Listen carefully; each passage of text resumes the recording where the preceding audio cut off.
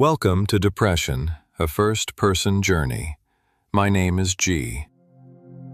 If you want to understand a man, you have to understand the house he grew up in. Not just the physical structure, not just the address or the neighborhood or the number of rooms. The atmosphere of it, the unspoken rules, the tensions that lived in the walls, the things that were said and the things that were never said, and the way a child learns to navigate the space between both. I have been doing a lot of work in therapy on the man I am becoming and the patterns I have carried. And the deeper I go, the more clearly I can see that so much of what I became as an adult was built in that house, in the specific, unrepeatable environment of my childhood, in the space between two parents who loved me in completely different ways and whose relationship with each other created a tension that I absorbed without having any language for what I was taking in. I want to talk about that today, not to assign blame, not to rewrite history or dishonor anyone who is no longer here to speak for themselves, but because the truth of where I came from is inseparable from the truth of who I am, and this channel has always been about telling the truth. So, here is mine, from the beginning. My parents were not well matched in the ways that make a marriage easy. They were different in the ways that make a home complicated. And I grew up in the middle of that complication, watching, absorbing, trying to make sense of a dynamic that I did not have the experience or the context to fully understand. My father was a man who worked. That is the simplest and most accurate way I know to describe him. He hustled. He was resourceful in the way that men of his generation had to be resourceful, not waiting for opportunity to arrive, but creating it from whatever was available. He was a provider in the most fundamental sense of that word. Whatever it took to make sure his family had what they needed, he did it, without complaint and without asking for recognition for the sacrifice of it. My mother lived differently. She moved through the world with a freedom around money that did not account for what it cost to earn it. What my father made, she spent. Not maliciously, I do not believe it came from a place of wanting to harm anyone, but consistently. And the gap between what he was working to build and what was being dismantled behind him was a source of tension in that house that never fully resolved. Their arguments about money were a fixture of my childhood. Not always loud, just present.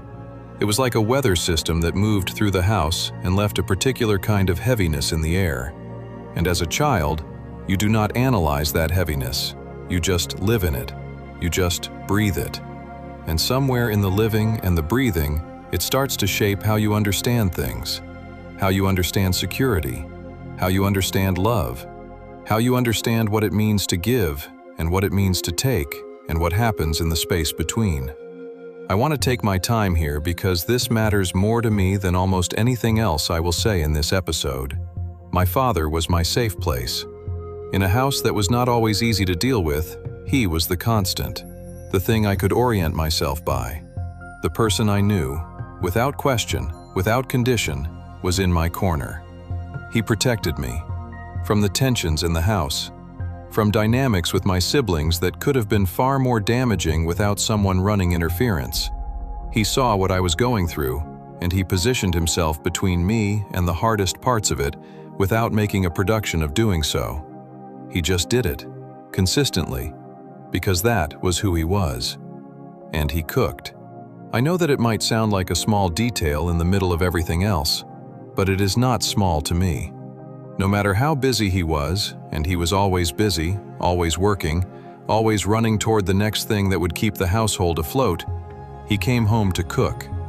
Every day, a hot meal on the table. Not because anyone asked him to, not because it was expected, but because he understood that showing up for the people you love sometimes looks like standing at a stove at the end of a long day and making sure your child does not go to bed without something warm. That is the kind of man he was. The kind whose love was not declared so much as demonstrated, every single day. In the ordinary, unglamorous, unwitnessed choices that nobody applauds, but that a child carries forever. And I carry them, every one of them. They are some of the most important things I own. He passed away a few years ago, and I have not fully grieved that. I want to be honest about that here because I think it is part of the story, the part I have been avoiding because grief of that magnitude, for a man who was taught that emotions were things to manage rather than feel, is almost too large to approach directly. But it is there. It has always been there. And the work I am doing now is slowly creating the space to finally let it be what it actually is. I miss him in ways I do not have adequate words for. I miss his presence. I miss his cooking. I miss the specific safety of knowing he was in the world. I miss the version of myself that existed when he was still here to see it. And I carry an ache about the man I am becoming, the one doing this work, trying to get it right, and the knowledge that he is not here to witness it. That ache does not go away. I have stopped expecting it to. I have started learning to carry it differently instead. I also want to be careful here. Not careful in the sense of dishonest. This channel has never been about dishonesty. But careful in the sense of precise. Because what I want to speak to is not my mother as a person. It is the environment that the way she moved through life created in our home. Those are related, but they are not the same thing. The environment was one of inconsistency, of not always knowing what to expect or what the mood of the house would be on any given day, of watching someone operate with a kind of self-focus that did not always leave room for the needs of the people around her, of learning, without being explicitly taught, that love could be conditional, that how I was regarded often had more to do with how my existence reflected on her than with who I actually was. My achievements, when they came, were welcomed, but they were welcomed in a way that made me understand they were being received as a reflection of her rather than as an expression of me. There is a difference between a parent who celebrates what you accomplish because they are proud of who you are and a parent who celebrates what you accomplish because of what it says about them. I learned that difference early, and it planted something in me about the nature of approval, about what it was for, about whether it was ever truly about me, about whether I could trust it even when it arrived. That lesson followed me. Into every space I sought recognition, into every relationship where I waited to be found lacking, into the part of me that worked and achieved and performed, and still could not fully receive the validation when it came because some deeper, older part of me was waiting for the conditions attached to it. The environment also taught me something about money and security that I have had to spend considerable time unlearning. When you grow up watching financial instability, when the income and the outflow never quite reconcile, when the tension around money is a recurring feature of domestic life, you absorb a relationship with security that is shaped by anxiety rather than confidence. You learn that what is built can be undone, that stability is fragile, that the ground beneath you is never entirely solid. That is not a conscious belief I carried into adulthood. It was deeper than conscious. It operated beneath my awareness, shaping decisions and responses and fears in ways I could not always trace back to their source. Therapy has helped me trace them, and the tracing has been both painful and enormously clarifying. There is a particular kind of exhaustion that comes from growing up in a home where two people who love you are in conflict with each other, the kind that becomes the background frequency of daily life. You learn to read rooms. You become attuned to shifts in atmosphere that other people might not notice. You develop a sensitivity to tension, to the early signs of it, to the way it builds, to what you can do or not do to deal with it. That sensitivity is a skill in some contexts. It makes you perceptive. It makes you aware. But it also keeps you anxious. It makes rest feel unsafe because you have learned that the quiet does not always stay quiet. I was also dealing with a sibling dynamic that added its own complexity to all of this. My mother had children from a previous relationship, and I grew up alongside them. It was not a simple environment. There were allegiances and tensions and a clear sense at times of not entirely belonging to the full picture of the household. Most of those relationships did not survive into adulthood intact. The distance between me and several of them became permanent as we got older, not through a single event, but through the gradual recognition that the connection was never as solid as a shared address might suggest. There was one exception. One sibling who was kind when kindness was not always the prevailing weather. That relationship, though complicated in its own ways, has survived. We have found our way to something functional and real. I do not take that lightly, given everything that surrounded it. But the broader experience of that sibling environment reinforced something I was already learning from my parents' dynamic. That love within a family is not automatic. That proximity does not equal connection. That you can grow up in the same house as other people and still feel profoundly alone in it. And I felt that loneliness. Not every day, but enough. And I carried it forward in ways I did not recognize until I was deep enough into my own healing to be able to look back and identify where certain things began. Now, I want to come back to my father here because I think this is one of the most important things I can speak to, both for my own processing of it and for the men who are listening. My father did not teach me how to be a man through lectures or explicit instruction. He taught me through example, through the daily, unglamorous practice of showing up.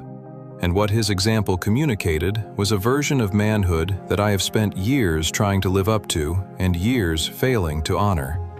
He taught me that a man provides as an expression of love. He worked not because work was his identity, but because the people depending on him needed him to.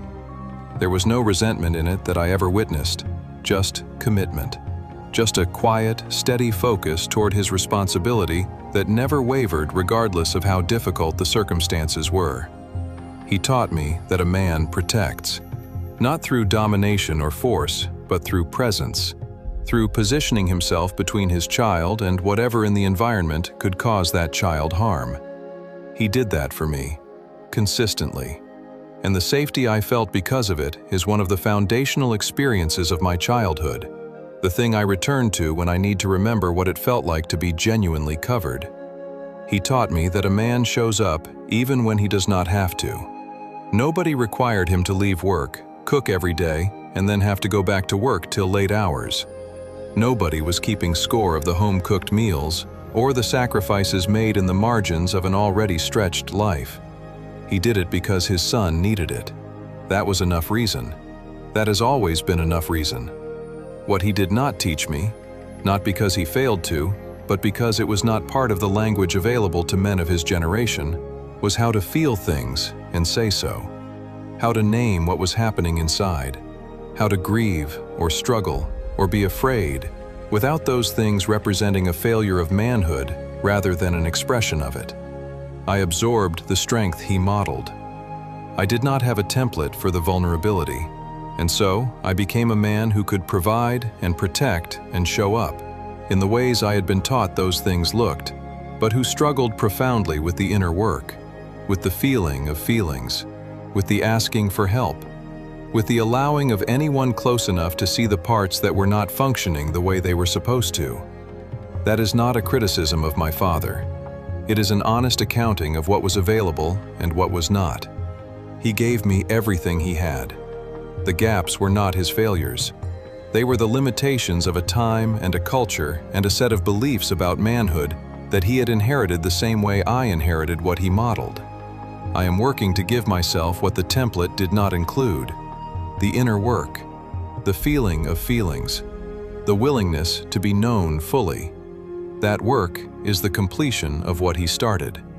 It is, in the truest sense, the most important thing I can do to honor him. My father has been gone for a few years, and I have not fully mourned him. When he died, I did what I had been trained to do. I held things together. I was present for what needed to be handled.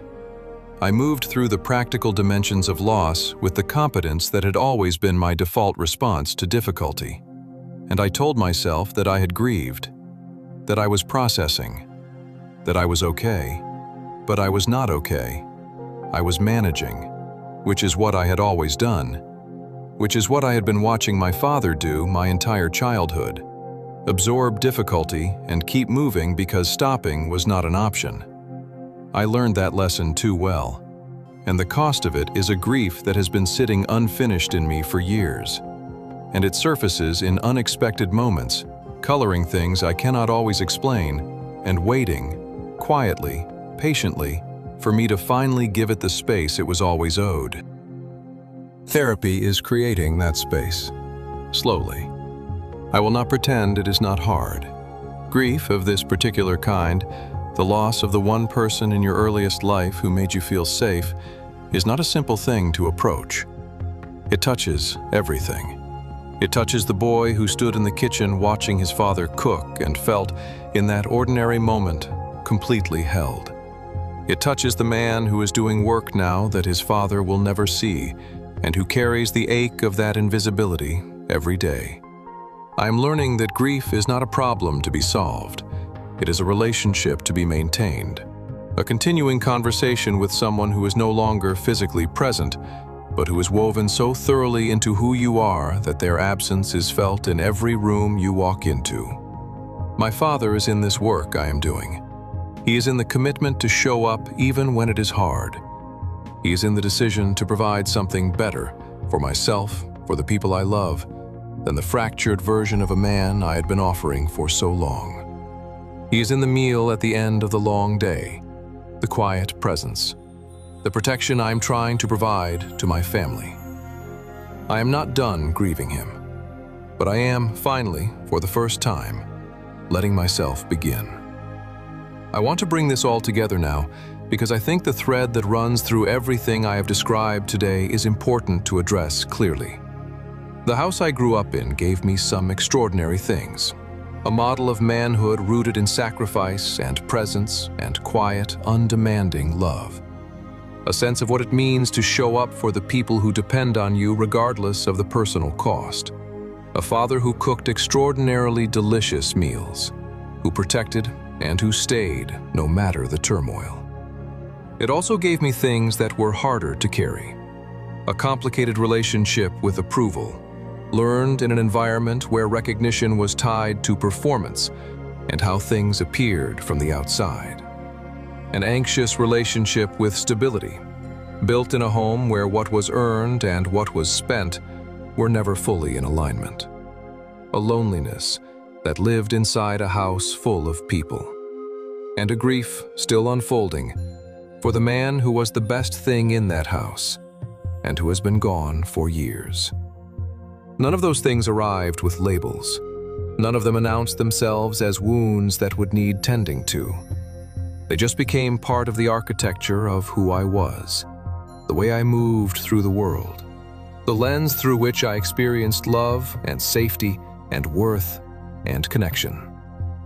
Therapy has been the process of walking through that architecture room by room, identifying what was built well and what needs to be demolished and rebuilt, the things I want to carry forward and what I am ready to set down, the things I inherited and what I am choosing, consciously, deliberately, to pass on differently.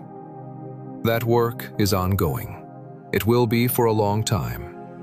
But it is the most important work I have ever done. Because everything else in my life, my relationships, my capacity to love and be loved, my ability to be present rather than performing, runs through all of it. The house I grew up in made me. The work I am doing now is teaching me to make myself, to take what was given and build something intentional out of it, creating something that honors my father's example and fills in the spaces that example could not reach. That is what healing looks like for me right now. Not a transformation, a construction site, brick by brick, room by room. Built on the foundation of a man who cooked every day because his son needed a hot meal, and who, without knowing it, was teaching me that love is not what you say, it is what you do, every day. Without being asked, I am still learning how to do that. But I am learning it from the right teacher. If you grew up in a house with tensions and silences and unspoken rules, I hope something in this episode gave you permission to look at it honestly, not to blame, not to diminish anyone who did the best they could with what they had, but to see it clearly, because you cannot understand why you are the way you are until you understand where you were built. And if you are carrying grief that you have not finished feeling, for a parent, for a childhood, for a version of safety that existed and then did not, I want you to know that the unfinished grief is not a failure. It is an invitation, one that will wait for you patiently until you are ready to accept it. You do not have to rush toward it, but do not keep running from it either, because it is part of your story. And your story deserves to be told in full.